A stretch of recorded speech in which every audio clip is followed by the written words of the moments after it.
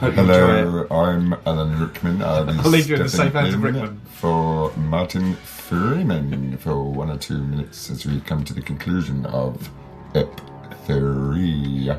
Just tell me what happened from the beginning. Not so quick. Just tea for me, thanks. Has it ever crossed your brilliant mind that I don't want to do this anymore? Yes? I suppose if Alan Rickman was cooking this, he would be paying a little bit more attention to it.